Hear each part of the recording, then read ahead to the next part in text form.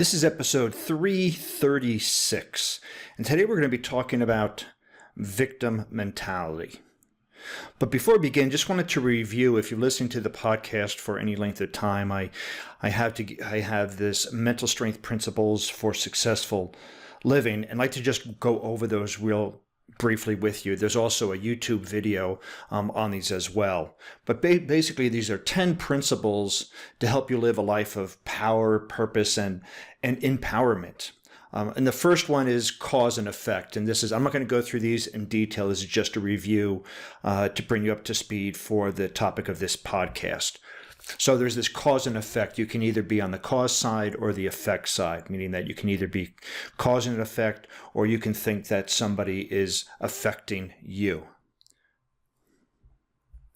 Then there is results versus excuses. You have one or the other, but you can't have both. Perception is projection. That is what's going on within us. We often project onto the external world or somebody else.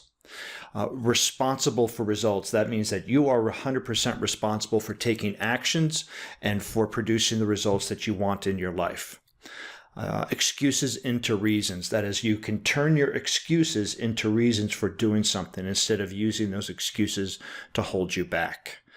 Mind and body connection. The mind and body are always connected. What you think will manifest in your body.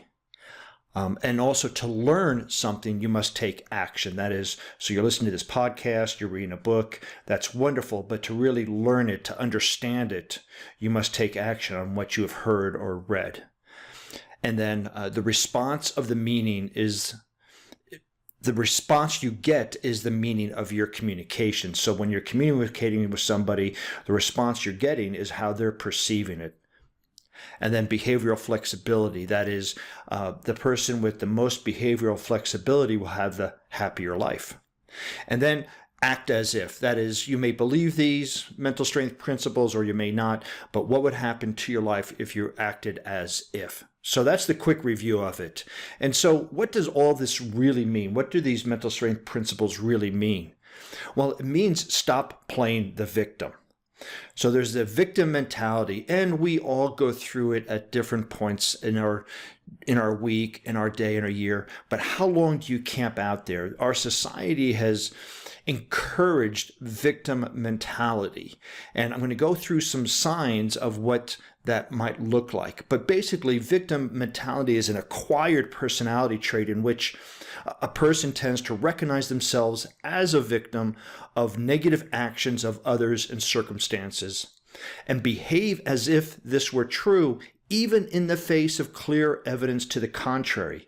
So they have this mentality, and this is perception is projection. They have this mentality that they're a victim. Things are happening to them. Woe, woe, pitiful me. They have their pity party. And people can show them, hey, this really isn't true, but they will believe it anyway because they've been so ingrained in this victim mentality. It's part of who they are. And so the victim mentality is a varying degree. It's a sliding degree.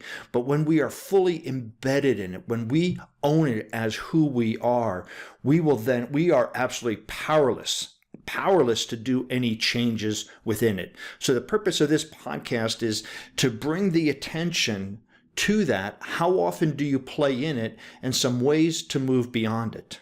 So victim mentality zaps us of our power to take action. When we think we're the victim, we're giving our power away to a person, to a circumstance, to an event, and basically says we can't do anything about it. But yet we can. But this victim mentality has been perpetrated, at least as I can see, here in North America and probably elsewhere in the world. So what I'd like to do is go over significant ways to recognize you're playing the victim. I'm going to read through some of these. I'll stop and articulate on some of them, but I want you to see and feel when I say one of these, which one really resonates with you. And it's okay, because the first thing we have to do is be aware that we're playing the victim in order to stop playing the victim and move over to the warrior side. And that's what my podcast is about, is becoming the warrior, taking responsibility for your life, for your results, for your actions. You are the one living your life. And when you stop playing the victim, you can then control your life more effectively. So we're going to go over some ways to recognize you're playing the victim. Well, if you're blaming, Blaming, complaining, and justifying. Those are the three big ones. When you find yourself blaming somebody for an event, complaining about an event, or justifying why you didn't get the results that you want, you're playing the victim. If you feel captive by your circumstances, you feel like, I just can't do anything, I'm stuck, there's nothing I can do, you're playing the victim. If you feel you lack any control of your present circumstances, so it's kind of the same thing, but there's that feeling captive, meaning that you can't do anything, but then there's the lack of control, meaning that you're not just stuck, but you just can't control your circumstances. You may cite your confusion as a reason for not taking action. Oh, I don't know what to do. I don't know if I should do this. I don't know if I should do that. Whatever it is, when you cite your confusion as a reason for not taking action, you're playing the victim. Now, I'm going to stop here and just say that all of these things come up once in a while for us, and that's okay. But how often do we use these reasons as excuses or whatever for not taking action? When we do that a significant part of the day, when you start looking at your conversations with yourself and others, how many of these things come up for you? So again, for using cite your confusion as a reason for not taking action, a lot of people have that, but they may not be playing the victim. They're just unaware of where they want to go. And that's where coaching comes in and helps. And actually coaching comes in very handy with stop playing the victim. But again, the point here is to go through this list to see if you resonate with a number of them or just one of them. And then how often do you resonate with them?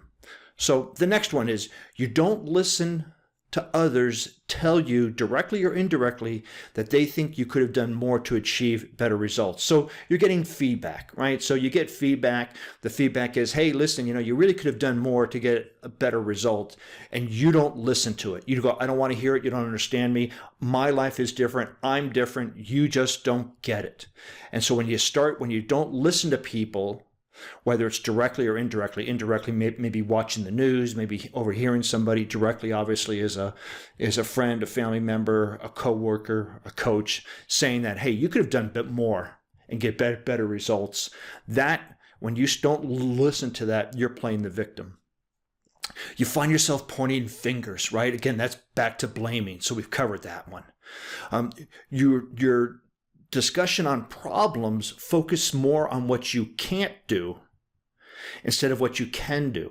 So you're facing a challenge, you're facing an experience, you're facing an opportunity, but you're going, I can't do it because this, I can't do it because that. And you focus so much on why you can't do it, then you're playing the victim. You fail to confront the toughest issues you face in your life at that particular point.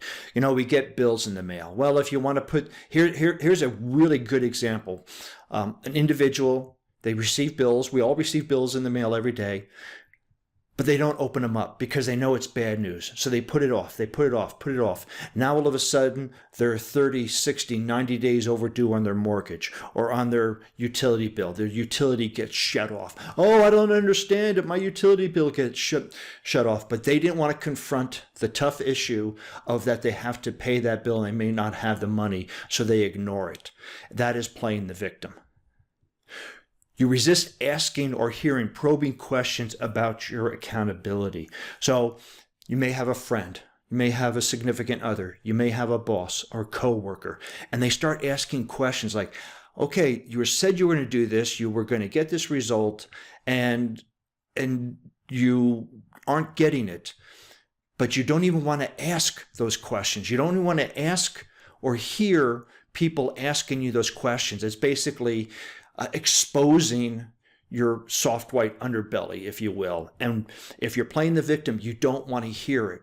And the victim, it can be rolled up into also mentally sensitive individuals. I would call it mentally weak. Some other individuals call them mentally sensitive as opposed to mentally strong. When you're mentally strong, you will face all of these things. You will ask people for feedback. You will get the responses that you want. You will know where you need to improve yourself. So some more. You feel you're being treated unfairly and you believe you can't do anything about it. That is truly playing the victim. And, my boss isn't doing this, and there's I'm not getting a raise, I'm not getting this, but there's nothing I can do about it. Wow, that is so playing the victim. You repeatedly find yourself on the defense. So you're defending why you can't accomplish something. You're defending why you don't want to hear feedback. You're defending your position. You're always defending yourself. That is playing the victim. You avoid people, meetings, and situations that require you to report on your responses. Great example. You have a sales meeting coming up, and you know you have to report on your results, but your results aren't good. Oh, I can't come in today. My dog is sick and throwing up, so I have to stay home. All of these, that type of a reason is an avoidance of being accountable for your results, and that is playing the victim. You deflect your responsibilities onto others. Well, I asked Joe to do it. I asked Mary to do it. It's not my fault. I asked them. Although you are it's your responsibility for your result if you're at work or at home, but then you ask somebody to help you and they didn't get it done. It's still your responsibility to get it done. Even if you ask somebody or delegated it to, it's still up to you to get it done, and you can't point the fingers at somebody else. You spend valuable time creating a story on why you're not at fault. So you go to a meeting, and this may be at a meeting, or you're going to your significant other to say why you didn't pay the bill, why you didn't do this, why your sales results aren't where they're supposed to be. And you start to create this marvelous story. And you spend so much time creating the story where if you just took the action, you'd have the result that you want. But no, you're spending so much time creating a story to justify your victimhood that you don't get the results you want. And then generally victims have a pessimistic view of the world. So how do you see things? Do you see things through fog-colored glasses or rose-colored glasses? So these are just some of the ways to recognize you're playing the victim. And again, we all play it at some point, but we need to wake up to it and start to take back control of our lives and start to know that we are actually really in control of our life. It's not somebody else. It's not somebody else's circumstances. The decisions we make affect our results, and we always are at choice. So this also means that we just don't take responsibility. We have to take responsibility. When you're playing the victim, you don't take it. We can see it so often with people that just don't take responsibility. You hold on to grudges against people. You have trouble being assertive. Sometimes you're very aggressive, and that's part of the defensive. So I'd rather be on the, better to attack than defend. But you have trouble being assertive, meaning standing up for your views, for your opinions, for those type of things. You don't trust others. That's also playing the victim. So you have this lack of trust because they disappoint you, because they can't do what they want, because you've asked people to do things before. That's playing the victim. You get into arguments easily, right? When we're a victim, we're always on the defense. We're always defending when we're playing the victim. So that means that we get into arguments easily, which means that we're sometimes very aggressive but not assertive. And you feel sorry for yourself. Here's the pity party. Let's get the party hat on, the noisemakers, pop the champagne. Hey, I'm having a pity party. The world is unfair. Life sucks, and then you die. That's playing the victim. So the question is now, how do you stop playing the victim? Right? I've gone through all of these key indicators on when you are playing the victim. So how do you stop it? Well, start living the 10 mental strength principles for successful living. Right? Start to live those things that I started this podcast off with. Start listening to those things. Start reading them about them on my blog. Listen to other podcasts. Get my book. Get my online training. But start to live them. Develop the mental strength of a warrior. This is so essential. So again, visit my blog. Visit my podcasts. I have an online training program. I have a book to help you, but you need to start to develop your mental strength so that you take back control of your life. And then start acting as if you are the warrior and not the victim. So for more information, you can go to warriormindtraining.com. This is where there's Develop the Strength of a Warrior is an online program. It includes the book with it. It has some assignments. It helps you walk through the process of developing that mental strength that you need to move from victim to warrior. And then also you can go to my site, warriormindcoach.com, contact me for an introductory consultation expectation, and we can see if coaching is right for you.